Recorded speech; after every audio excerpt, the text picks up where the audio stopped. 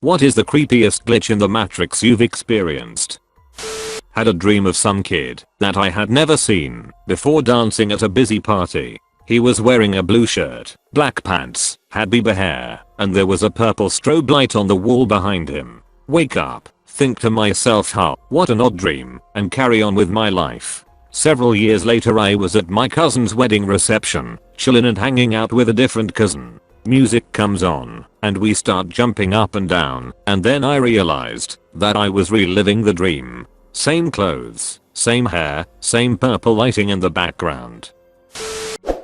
Make sure you subscribe and hit the bell icon so you never miss any of our videos.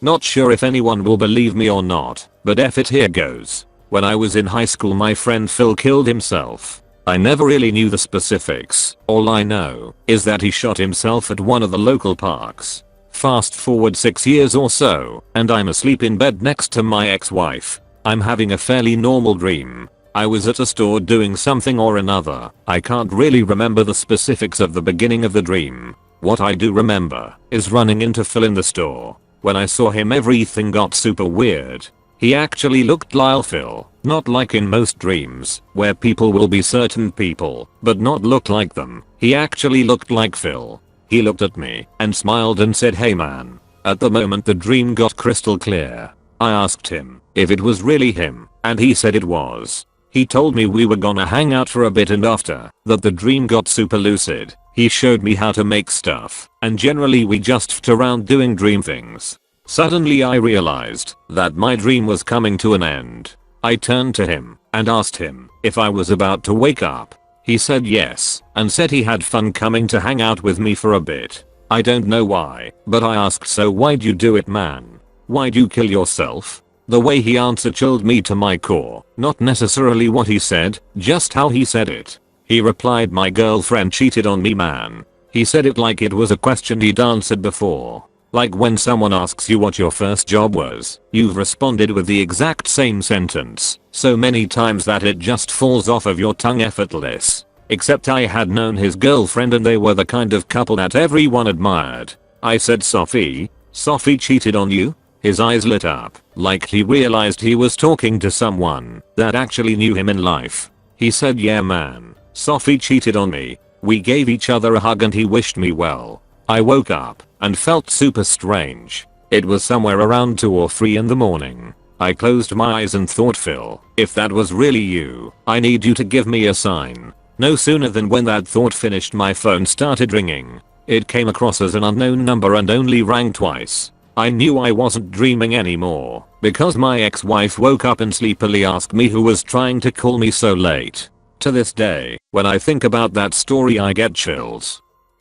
This one is more silly than creepy, but once when I went with my grandmother to her friend's house, I was on the porch by myself with the grandmother's friend's cat, and the cat looked me right in the eyes and said the word meow. It didn't sound like a cat meowing at all. It sounded very convincingly like a human carefully enunciating the word meow, 2 syllables, in their most thoroughly unconvincing cat voice. Like someone intentionally doing a very poor impression of a cat, as a joke. But it was perfectly in time with the movement of the cat's mouth and there was no one else around, so it had to have been the cat saying it. I was walking my dog. On his leash there is a little plastic attachment that holds his poop bags. I dropped the leash onto the ground. I heard the plastic hit the ground, but it turns out it ended up back in my hand. Imagine dropping something, hearing and seeing it drop, then somehow it's in your hand, all under a couple seconds. I took a hard news/soft news journalism class in college where one of the assignments was to write an obituary for one of my grandparents. The professor told us to write it on a deceased grandparent, but if all of your grandparents were still alive we had to choose one. In my case, all of my grandparents were alive.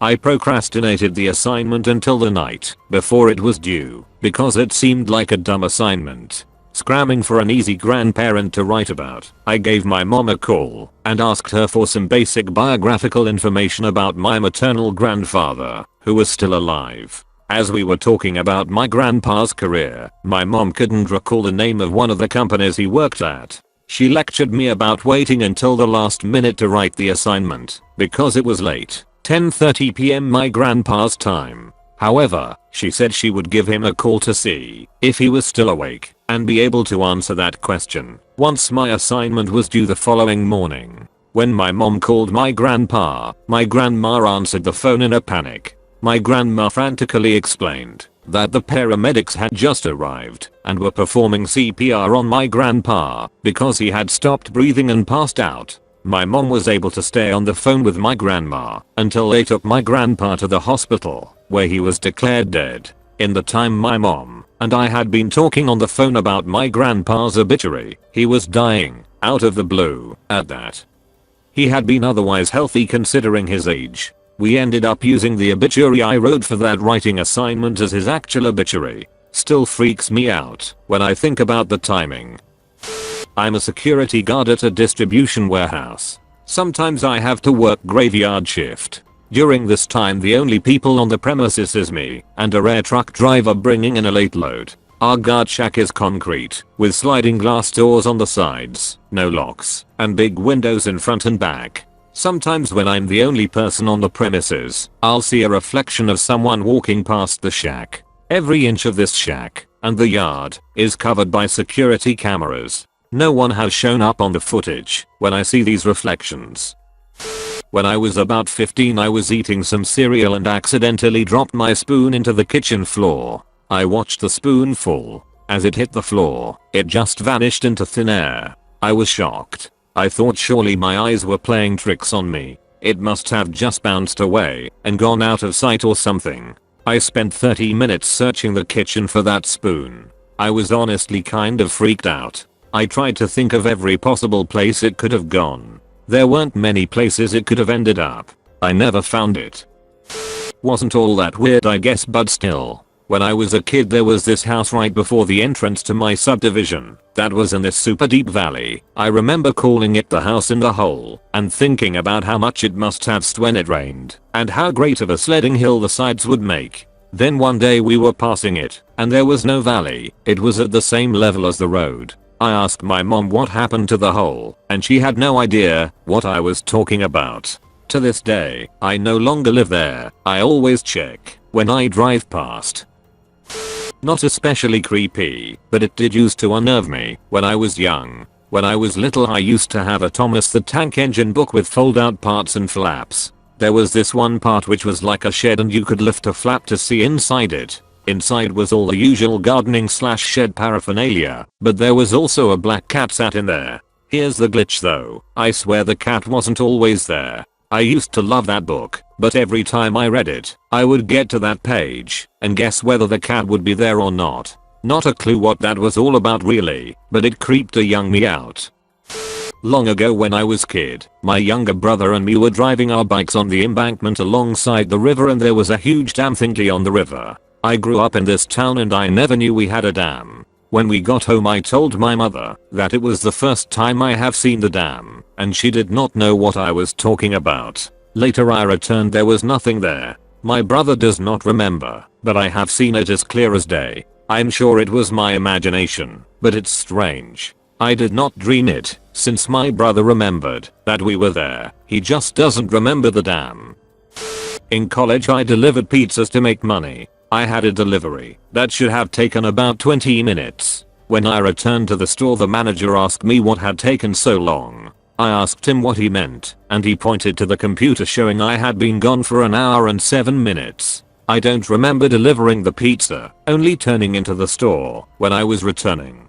Before anyone suggests aliens, no, my anus was not sore. I also don't drink or use drugs. 20 years later I still have no idea what happened. I was sitting on my porch and had my debit card on the table in front of me. I went inside to get something to drink, patio furniture in sight and a 6-foot privacy fence around the yard. I also lived alone. Went back outside and it was just gone. I searched everywhere, inside and out, but couldn't find it. Nothing was withdrawn from my account, so 2 days later I cancelled it and requested a new one. 2 weeks later I went out to sit on the porch. I did this every day and the old card was sitting right there on the table. It just f***ing appeared. There was nothing else on the table. It just was gone. And then it wasn't. Edit. Got a few replies, so let me clarify. I lived alone. The porch was screened. I literally took off all the cushions on the porch, destroyed my house. The table was your typical glass patio table, and I sat out there every freaking day and there wasn't anything on it. Then, 2 weeks later it was just sitting there on the table. Nothing was withdrawn from my account. I genuinely have no explanation. I've wrote about this before. It's one of the weirdest things I've experienced. When my now ex-boyfriend had just gotten together, I went out and bought him some new shirts. We had just fallen in love, and I saw a shirt that said, "Love Life" on it in big red bold letters. The shirt was all white with only the words on the front. It was a little inside joke between us, I guess because we would use that phrase to describe our life, and named our business Love Life. He really loved it, and wore it a lot, before it sat in the closet for a couple years. Well, a couple years go by and let's just say Love Life was a horrible definition of our relationship. He was horrible. Anyways, I'm cleaning out the closets, getting rid of old clothes, and there's the shirt. I pull it out, and the shirt now reads Low Life the exact same way it looked before, but it says Low Life. I immediately ask him if he remembers the shirt and what it said, and he tells me Love Life. Well, as soon as I show him the shirt he flips out the same way I did.